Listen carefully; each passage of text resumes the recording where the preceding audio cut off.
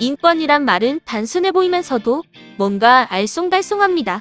인권은 인간의 권리, 인간이면 누구나 누릴 수 있는 권리로 설명되지만 이런 뻔한 설명으로는 인권이 가진 의미를 제대로 드러내기 힘듭니다. 세상에 무수히 존재하는 권리들 가운데 그 모든 것이 인권에 포함되는지도 혼란스러울 때가 많습니다. 흔히 말하듯 인권은 하늘이 내려주신 선물도 아니고 국가가 허용한 권리도 아닙니다. 인권은 인간의 존엄성이라는 뿌리로부터 자라난 사회적 역사적 산물, 곧 많은 사람들이 사람답게 살기 위해 힘들게 싸워서 얻어낸 결과물입니다. 대출을 받으려면 갚을 수 있는 능력을 입증해야 하지만 인권은 다른 자격이나 능력을 요구하지 않습니다. 단지 사람이라는 이유만으로도 인간으로서의 존엄성을 유지하는 데 필요한 인권을 누구나 누릴 수 있어야 한다는 이야기입니다. 1948년 유엔이 채택한 세계인권선언의 전문에는 인권을 아끼는 사람들이 놓치지 말아야 할 원칙이 잘 드러나 있습니다. 세계인권선언은 다양한 종교 및 역사, 그리고 사회적 조건을 지닌 나라의 대표들이 모여 인권에 대해 오랜 기간 논의한 끝에 인류 공통의 기준으로 합의한 문서입니다. 그럼 세계인권선언에는 어떤 내용들이 있는지 함께 살펴볼까요? 모든 인간은 태어날 때부터 자유로우며 그 존엄과 권리에 있어 동등합니다. 인간은 천부적으로 이성과 양심을 부여받았으며 서로 형제의 정신으로 행동하여야 한다는 점을 강조한 것이 1조의 내용입니다. 모든 사람은 인종, 피부색, 성, 언어, 종교, 정치적 또는 기타의 견해, 민족적 또는 사회적 출신, 재산, 출생 또는 기타의 신분과 같은 어떠한 종류의 차별이 없이 이 선언에 규정된 모든 권리와 자유를 향유할 자격이 있습니다. 단지 다르다는 이유로 차별받지 않아야 한다는 것이 세계인권선언 2조의 내용입니다. 세계인권선언 3조의 내용은 모든 사람은 생명과 신체의 자유, 그리고 안전에 대한 권리를 가져야 한다는 것입니다. 어떻게 보면 인간이 살아가기 위해 가장 필요한 기본 사항이라고 생각해도 좋을 것 같네요. 제4조는 어느 누구도 노예 상태 또는 예속 상태에 놓여지지 아니한다는 내용을 담고 있습니다. 즉, 모든 형태의 노예제도 그리고 노예매매를 금지하는 조항이라고 생각하면 되겠습니다.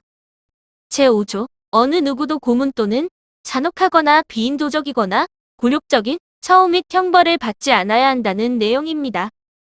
제6조, 모든 사람은 어디에서나 법 앞에 인간으로서 인정받을 권리를 가진다는 내용입니다. 법으로서 사람들이 부당한 대우를 받는 것을 막아주는 것이지요. 제7조, 모든 사람은 법 앞에 평등하며 어떠한 차별도 없이 법의 동등한 보호를 받을 권리를 가진다는 내용입니다. 제8조, 모든 사람은 헌법 또는 법률이 부여한 기본적 권리를 침해하는 행위에 대하여 권한 있는 국내 법정에서 실효성 있는 구제를 받을 권리를 가집니다. 다시 말하면 억울한 일이 생겼을 경우에는 법의 도움을 받을 수 있다는 얘기지요. 제9조, 어느 누구도 자의적으로 체포, 구금 또는 추방되지 아니한다는 내용입니다. 어느 누구도 함부로 감옥에 보내서도 추방을 당해서도 안 된다는 내용입니다. 제10조, 모든 사람은 자신의 권리, 의무, 그리고 자신에 대한 형사상 혐의에 대한 결정에 있어 독립적이며 공평한 법정에서 공정한 재판을 받을 권리를 가집니다. 제11조, 모든 형사 피의자는 자신의 변호에 필요한 모든 것이 보장된 공개 재판에서 법률에 따라 유죄로 입증될 때까지 무죄로 추정받을 권리를 가집니다. 다시 말하면 유죄가 입증될 때까지 죄인 취급을 해서는 안 된다는 내용입니다. 제12조, 어느 누구도 그의 사생활, 가정, 주거 또는 통신에 대하여 자의적인 간섭을 받거나 그의 명예와 명성에 대한 비난을 받지 않을 권리를 갖습니다. 제13조, 모든 사람은 자국 내에서 이동 및 거주의 자유에 대한 권리를 가집니다. 누구나 가고 싶은 곳으로 여행을 갈 수도 있고 이사를 가거나 이민을 갈 수도 있다는 내용입니다. 제14조, 모든 사람은 박해를 피하여 다른 나라에서 비호를 구하거나 비호를 받을 권리를 가집니다. 예를 들어 어떤 테러 조직이 한 나라를 점령하여 사람들을 함부로 가두고 죽이는 일이 발생하고 있다면 국민들은 이런 위험을 피해 외국으로 피난을 갈 수 있다는 내용입니다. 제15조, 모든 사람은 국적을 가질 권리를 가지며 어느 누구도 자의적으로 자신의 국적을 박탈당하지 않을 권리가 있고 자신의 국적을 변경할 권리가 있습니다. 요즘 TV를 통해서도 알 수 있듯이 올림픽에 출전하기 위해 국적을 바꾸는 선수들도 종종 있죠? 이렇게 사람은 누구나 국적을 가질 수 있고 원하는 국적을 취득할 수도 있다는 내용입니다. 제16조 모든 성인 남녀는 인종, 국적 또는 종교에 따른 어떠한 제한도 없이 혼인하고 가정을 이룰 권리를 가집니다. 제17조 모든 사람은 단독으로 뿐만 아니라 다른 사람과 공동으로 재산을 소유할 권리를 가집니다. 자신의 재산을 남에게 함부로 박탈당하지 않을 권리도 함께 가지고 있죠. 제18조 모든 사람은 사상, 그리고 양심 및 종교의 자유에 대한 권리를 가집니다.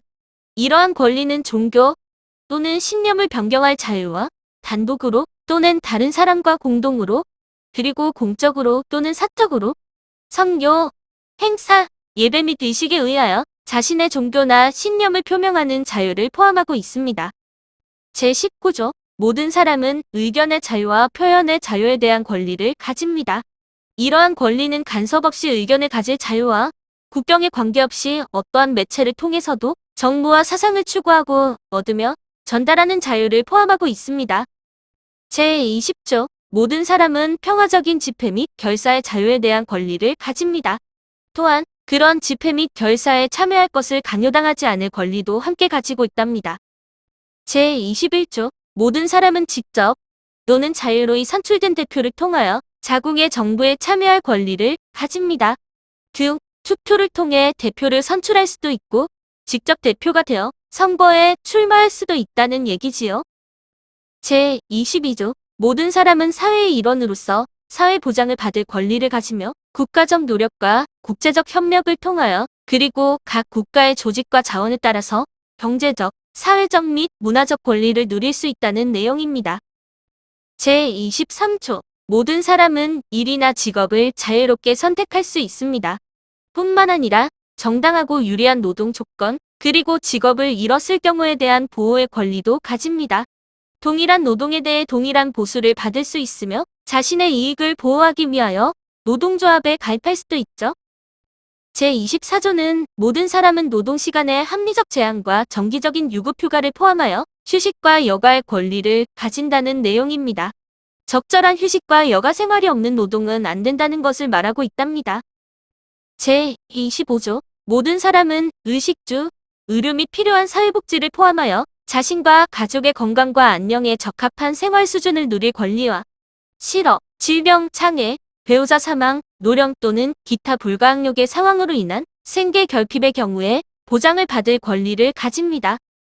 제26조 모든 사람은 교육을 받을 권리를 가집니다. 교육은 최소한 초등 및 기초 단계에서는 무상이어야 하고 초등교육은 의무적이어야 합니다. 기술 및 직업교육은 일반적으로 접근이 가능하여야 하며 고등교육은 모든 사람에게 실력에 근거하여 동등하게 접근 가능하여야 한다는 내용을 담고 있습니다. 제27조 모든 사람은 공동체의 문화생활에 자유롭게 참여하며 예술을 향유하고 과학의 발전과 그 혜택을 공유할 권리를 가집니다. 문화생활을 마음껏 누릴 수도 있고 문화 콘텐츠를 제작할 경우 그 저작권도 보호받을 수 있다는 내용을 담고 있습니다. 제28조 모든 사람은 이 선언에 규정된 권리와 자유가 완전히 실현될 수 있도록 사회적, 국제적 질서에 대한 권리를 가집니다. 여러분의 권리를 지켜줄 수 있는 세상에서 살 수 있는 자격이 있다는 것이죠. 제29조 모든 사람은 그 안에서만 자신의 인격이 자유롭고 완전하게 발전할 수 있는 공동체에 대하여 의무를 가집니다. 다시 말하면 나 자신의 권리만 있는 것이 아니라 다른 사람들의 권리도 있으므로 공공질서를 해치는 행동은 하지 않아야 한다는 내용을 담고 있습니다. 마지막 30조입니다. 이 선언의 어떠한 규정도 어떤 국가, 집단 또는 개인에게 이 선언에 규정된 어떠한 권리와 자유를 파괴하기 위한 활동에 가담하거나 또는 행위를 할 수 있는 권리가 있는 것으로 해석되어서는 안 된다는 내용입니다. 다시 말해, 다의 권리를 위해 다른 사람의 권리와 자유를 빼앗을 수 없다는 내용을 담고 있습니다. 다들 잘 보셨죠? 우리가 본 30개의 세계인권선언 조항을 살펴보면 이 권리들이 아무런 제약 없이 행사될 수 있는 절대적 권리가 아니라는 것을 알 수 있습니다. 오직 다른 사람의 권리와 자유를 보장하기 위해서 가능한 조항들입니다. 따라서 나의 자유와 권리만을 따지지 않고 공공질서 안에서 모든 조항이 이뤄질 수 있도록 함께 노력하였으면 좋겠습니다. 그럼 우리 주변에서 벌어지는 몇 가지 사례를 보고 세계인권 선언의 어떤 부분에 위배되는지 찾아보는 활동을 해볼까요? 첫 번째 사례입니다. 탈의실, 목욕탕 등에 CCTV를 설치하여 사람들의 알몸을 특정 사이트에 공유하는 등의 범죄 행위가 벌어지는 상황입니다. 이런 사례는 세계인권 선언문의 몇 조에 위배될까요? 네, 그렇습니다. 제12조. 모두의 사생활은 존중받아야 한다는 내용에 위배되는 내용이었습니다. 두 번째 사례를 볼까요? 조선시대에는 천주교를 믿는 사람들을 감옥에 가두고 죽이는 일까지 벌어졌습니다. 수많은 천주교 신자들이 사상이 다르다는 이유로 억울하게 죽어야만 했죠. 그렇다면 이 사례는 세계인권선언문에 어디에 위배될까요? 네, 그렇습니다. 제18조. 모든 사람은 자유로운 생각과 종교를 가질 수 있다는 조항에 위배가 됩니다. 오늘날에도 종종 자신의 종교를 강요하는 사람들이 보이기도 하는데요. 그럴 때에는 세계인권선언문 제18조에 위배된다는 사실을 꼭 알려주도록 하세요. 그럼 세 번째 사례를 볼까요? 얼마 전 탈레반이라는 테러 조직이 아프가니스탄을 점령하여 그 나라 국민들이 아프가니스탄을 벗어나 주변국으로 탈출하려는 시도가 많았습니다. 이렇게 위험을 벗어나 안전한 곳으로 가려는 국민들의 행동은 세계인권선언문의 어느 조항에 해당할까요? 네, 제14조. 괴롭힘을 피해 안전한 곳으로 떠날 수 있다는 조항에 해당하겠죠? 다음, 네 번째 사례를 살펴보도록 하겠습니다.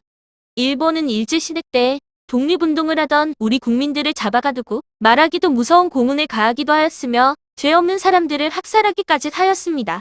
일본의 이런 사악한 행동은 세계인권선언문의 어느 조항에 위배될까요? 네, 그렇습니다. 일본의 이런 무자비한 행동은 세계인권선언문 제5조 고문, 모욕, 형벌을 받아서는 안 된다는 조항에 위배됩니다. 다섯 번째 사례입니다. 부모의 가출로 갈 곳이 없어져 작은 컨테이너 박스에서 혼자 외롭게 살아온 A군은 마침 먹을 것까지 떨어져 굶주림에 고통받다 마트 앞에서 쓰러진 채로 발견이 되었습니다. 이 상황은 세계인권선언문의 어느 조항에 해당할까요? 네, 제25조. 가족의 행복을 위해 의식, 주 등 기본 생활을 누릴 수 있어야 한다는 조항이 위배되겠죠? 다음은 마지막 여섯 번째 사례입니다. 영화 배우 다니엘 데니는 미국에서 학교를 다니던 시절 혼혈이라고 놀림을 받았으며 심지어 힘이 센 학생이 다니엘 데니의 머리채를 잡아 끌고 화장실 변기통에 얼굴을 집어넣었다는 일화를 소개했던 적이 있는데요.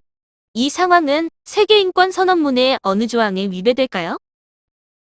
네, 그렇습니다. 제2조. 다르다는 이유로 차별받지 않는다는 조항에 위배가 됩니다. 아까도 얘기했듯이 인권은 다른 사람의 인권을 존중할 때 적용되는 권리입니다. 나의 인권만을 생각하고 나의 권리만을 주장한다면 이런 사람은 자신의 인권을 존중받을 권리를 스스로 포기한 셈이라고 말해주고 싶네요. 여러분도 인권을 존중받고 싶다면 먼저 다른 사람들의 인권을 존중해주세요. 그렇게 한다면 세계인권선언문에서 얘기한 모든 권리는 여러분의 권리가 될 수 있을 것입니다. 다음 활동은 내가 만드는 새로운 인권선언 제31조입니다. 인권의 의미를 곰곰이 생각해보면서 학생들에게 필요한 인권이 무엇인지 어떤 권리가 주어지면 좋겠는지 판단하여 인권선언 제31조를 만들어보세요. 예를 들어 학생은 성적과 관계없이 행복할 권리가 있다. 또는 열심히 공부한 당신, 롤 자격이 있다 등의 조항을 만들 수 있겠죠?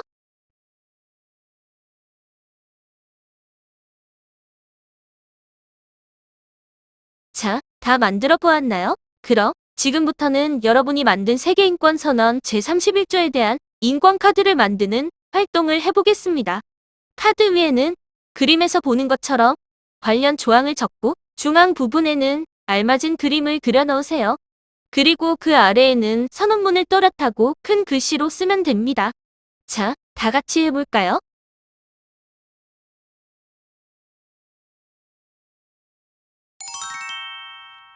모두 잘 만들어 보았죠? 이제 마지막으로 인권카드 전시회를 열어보도록 하겠습니다. 여러분이 만든 인권 카드를 예쁘게 정리하여 교실에 전시해보세요. 그리고 여러분의 인권을 지키기 위해 여러분이 지켜야 할 사항들도 다시 한번 생각해보기 바랍니다. 그리고 가장 중요한 이것. 나의 인권을 존중받기 위해서는 다른 사람의 인권을 먼저 존중해야 한다는 점. 잘 알고 있겠죠? 그럼 오늘 수업은 여기서 마치도록 하겠습니다. 여러분, 수고 많으셨습니다.